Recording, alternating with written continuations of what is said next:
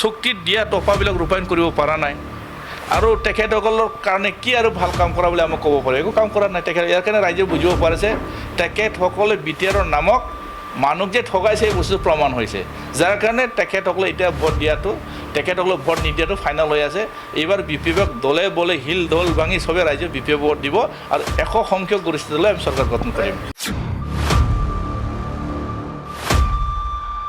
ৰাইজে এইটো বিচাৰ কৰিব কাৰণ সেই 5 বছৰ একো কৰি দেখাবই পৰা নাই তেখেতসকলে 10টা সিট কেনেকৈ জিকিব আৰু আমাৰ ওদালগুৰিবাসী ৰাইজ যথেষ্ট সচেতন এই বিষয়ত যথেষ্ট নজৰ ৰাখি আছে ইয়াৰ কাৰণে আমি কৈছোঁ তেখেতসকলে 10টা সিটত এবাৰ 0 হ'বলৈ গৈ আছে এবাৰ 10টাৰ ভিতৰত 0 হ'বলৈ গৈছে তেখেতসকলৰ আপোনালোকে অলপ কভাৰ কৰি চালে হৈ গ'ল কোনটো সমষ্টিত তেখেতসকলে জিতিব কি কৰি দেখালে তেখেতসকলে উন্নয়নমূলক কথা কৈ মাত্ৰ কথাটি ফুলজাৰি মাৰি থাকিলেতো নহ'ব ইয়াৰ কাৰণে যিটো দেখিছোঁ এইবাৰ আহিত দিনৰ মাত্ৰ 2 মাহ অপেক্ষা কৰক আৰু তাৰ পিছত তেখেতসকলৰ ৰিজাল্টটো ৰাইজে দিব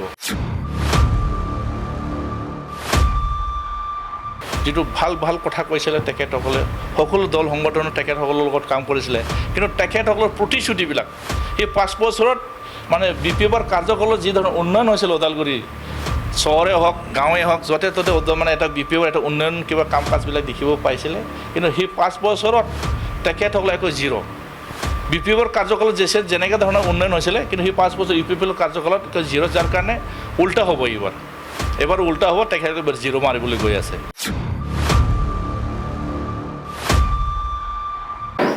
যেটো সেপ্টেম্বৰ মাহত আমাৰ BTC নিৰ্বাচন হ'ব সবে এতিয়া গম পাই আছে ইয়াৰ কাৰণে সম্পূৰ্ণভাৱে আমি BPF দল হিচাপে ফুল্লি আমি কাম কৰি আছোঁ আৰু সম্পূৰ্ণ আমি প্ৰস্তুতি আছোঁ আৰু কাৰণ এতিয়া আমি গম পাইছোঁ যে আমাৰ BPF দলে আজি দিনৰ খুব ভাল আৰু মই ধনশী সমষ্টিৰ কথাটো সকলোৱে জানে ধনশী সমষ্টিত আমি আগতো জিতিছোঁ এবাৰো আমি জিতিম কাৰণ যথেষ্ট আমাৰ ৰাইজৰ এটা সঁহাৰি আছে আৰু সেই 5 বছৰ কাৰ্যকালত বৰ্তমান UPPL চৰকাৰে যিটো প্ৰতিশ্ৰুতি দিছিলে তেখেতসকলে আজিলৈকে ৰাইজত কোনো এটা কাম তেখেতসকলে কৰি দেখাব পৰা নাই আৰু প্ৰতিশ্ৰুতিবিলাক তেখেতসকলে পালন কৰিব পৰা নাই যাৰ কাৰণে ৰাইজে তেখেতসকলৰ আস্থাটো হেৰাই গৈছে ইয়াৰ কাৰণে মই য'তে যাওঁ ত'তে ৰাইজে যথেষ্ট আমাৰ প্ৰতি এটা সঁহাৰি আমাক দিছে ইয়াৰ কাৰণে ভাল লাগিছে আৰু প্ৰমোদ বড়ো ডাঙৰীয়া যিটো প্ৰতিশ্ৰুতি দিছিলে আজিলৈকে তেখেতসকলে একো কাম কৰিব পৰা নাই আৰু বছৰ তেখেতসকলৰ চুক্তি যিটো BTR চুক্তিৰ নামত যিটো 1500 কোটি টকা যিটো ভাৰত চৰকাৰ আৰু অসম চৰকাৰ ফালৰ পৰা যিটো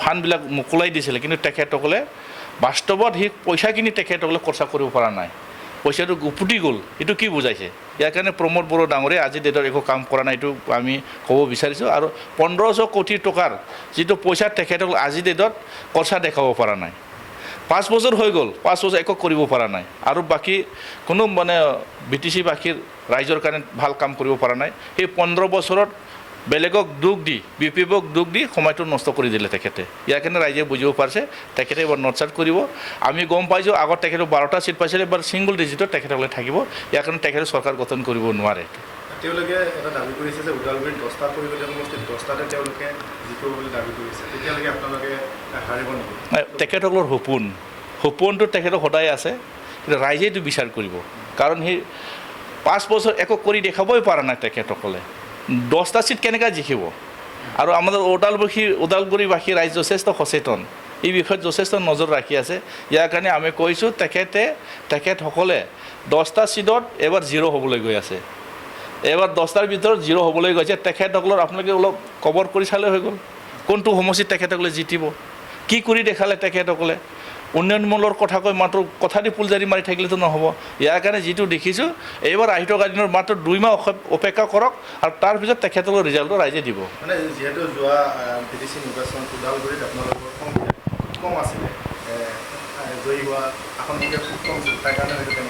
নহয় তেখেতসকলে এটা কথা যেতিয়া BTR চুক্তি হৈ গ'ল নতুনকৈ 2020ত চুক্তি কৰি লৈ অনাৰ পিছত আমাৰ ওদালগুৰিবাসী ৰাইজ হিচাপে তেখেতসকলৰ ওপৰত এটা বিশ্বাস ৰাখিছিলে আৰু এটা আস্থা আছিলে যে বহুত কাম কৰিব যিটো ভাল কথা কৈছিলে তেখেতসকলে সকলো দল সংগঠনৰ তেখেতসকলৰ লগত কাম কৰিছিলে কিন্তু তেখেতসকলৰ প্ৰতিশ্ৰুতিবিলাক সেই 5 বছৰত মানে BPPৰ কাৰ্যকালত যি ধৰণৰ উন্নয়ন হৈছিল ওদালগুৰি চহৰে হওক গাঁৱে হওক য'তে ত'তে মানে এটা BPPৰ এটা উন্নয়ন কিবা কাম কাজবিলাক দেখিব পাইছিলে কিন্তু সেই 5 বছৰত তেখেতসকলে একো 0 BPPৰ কাৰ্যকালত যেনেকৈ ধৰণৰ উন্নয়ন হৈছিলে কিন্তু সেই 5 বছৰ UPPৰ কাৰ্যকালত 0 যাৰ কাৰণে উল্টা হ'ব এবাৰ উল্টা হ'ব, তেখেতে এবাৰ জিৰ' মাৰিবলৈ গৈ আছে। 40খনৰ ভিতৰত আপোনালোকে কিমানখন আসন পাব? 40খনৰ ভিতৰত আমি যিটো আমি হিচাপ কৰিলোঁ স্পষ্ট, আমাৰ সকলোৱে এতিয়া গম পাইছে আমি 100 সংখ্যক গৰিষ্ঠতালৈ আমি চৰকাৰ গঠন কৰিব। আজিৰ দৰে আমাৰ 25 তাৰিখে অধিক আমি পাবলৈ গৈ আছোঁ। মানে চৰকাৰ গঠন কৰোঁতে বিজেপিৰ সহায় নালাগে? সহায় কিয় লাগিব? 21টা চিট পোৱাৰ পিছত আৰু প্ৰয়োজন নাই নহয়।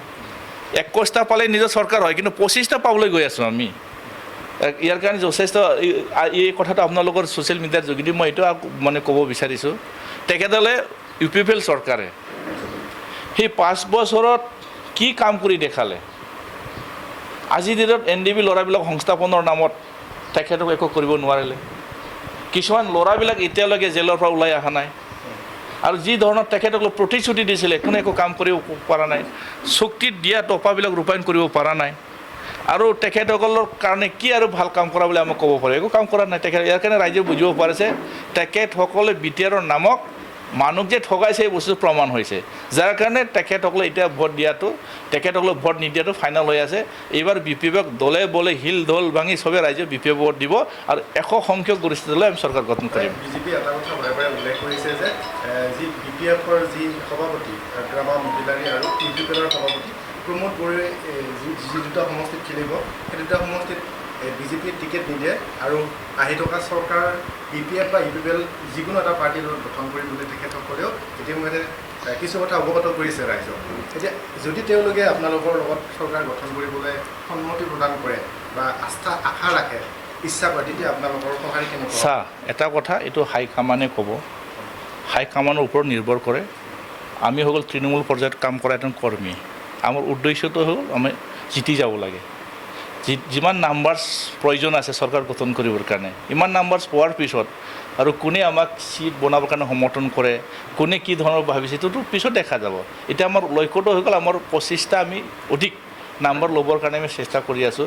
কোনোবা যদি আমাৰ হাগ্ৰাম মহিলাৰী ডাঙৰীয়া চিটত কোনোবা যদি টিকেট প্ৰদান নকৰে, এইটো তেখেতৰ দলৰ কথা, আমি আদৰণি জনাব লাগিব, হয় না নহয়? আমিতো বিচাৰোঁ কোনোবা যদি দলে আমাৰ যোনটো মানে সমষ্টি আমি খেলিম, এই সমষ্টি যদি কোনোবা আমি নিখেলিম বুলি ক'লে আমাৰ কাৰণে ভাল এটা, হয় না নহয়? ইয়াৰ কাৰণে আমি কৈছোঁ কোনে কি কৈছে কোনে কি কোৱা নাই এইটো আমাৰ লক্ষ্য নহয়। আমাৰ কেন্দ্ৰীয় কমিটিৰ CWCৰ সিদ্ধান্তত আমি এটা সিদ্ধান্ত লৈছোঁ যে আমি কাৰো লগত এলায়েন্সত নকৰাকৈ অকলেকে আমি নিৰ্বাচন খেলিম বুলি আমি অলৰেডি এইটো সিদ্ধান্ত লৈছোঁ। ইয়াৰ কাৰণে আমাৰ স্পষ্ট হৈছে যে আহি থকা দিনত আমাৰ 40টা সমষ্টিত আমি 40টাই খেলিম। বহু প্ৰাক্তন কৰ্মী বা প্ৰাক্তন নেতাই বিশেষকৈ প্ৰাক্তন মন্ত্ৰী বিক্ৰম দৈমাৰে এইবাৰ পৰিষদীয় সমষ্টিত নিৰ্বাচন খেলিম বুলি কৈছিল। নাই, চা, এটা দলৰ সিদ্ধান্ত। যোন পাৰ্টীজনে বা যোন ব্যক্তিয়ে যোনটো সমষ্টিত ফিট সেইজনকে পাৰ্টীত টিকেট প্ৰদান কৰিব। এই হিচাপে এতিয়ালৈকে দলে মানে টিকেট প্ৰদান কৰা নাই। চবেই আবেদন কৰিছে, টিকেটৰ কাৰণে আবেদন কৰিছে। প্ৰাক্তন মন্ত্ৰীয়ে কৰিছে, কোনোবা প্ৰাক্তন বিধায়কে কৰিছে, কোনোবা প্ৰাক্তন EMA কৰিছে। সকলোৱে মানে অধিকাৰ আছে এটা নিজৰ মানে ইচ্ছাটো প্ৰকাশ কৰিব পাৰে। সেই হিচাপে দলৰ মজিয়াত তেখেতসকলে টিকেটৰ কাৰণে আবেদন কৰিছে। দলৰ যেতিয়া সিদ্ধান্ত লয় কাক দিলে সমষ্টিটো উদ্ধাৰ কৰিব পাৰিব, যোনটো সমষ্টিত খেলি জিতিব পাৰিব, কাৰণ আমাক সংখ্যা লাগে না, আমাৰ চৰকাৰ গঠন কৰিব লাগিব। এই হিচাপে আমাৰ সৰু এটা ৰাজনীতি দল হিচাপে আমাৰ BTC 60 গণ্ডিত থকা হিচাপে আমাৰনো কোনোবা মানে মন্ত্ৰী হ'ব পাৰে, কোনোবা MLA হ'ব পাৰে, কিন্তু আমাৰ ইয়াতে ৰাজনীতি কৰিব লাগিব না। প্ৰথম আমাৰ 60 আমি আমাৰ হাতত আনিব লাগিব। বিভিন্ন সমস্যা আছে, ক্ষমতা অহাৰ পিছত এই সমস্যাবিলাক আমি সমাধান কৰিব পাৰিম।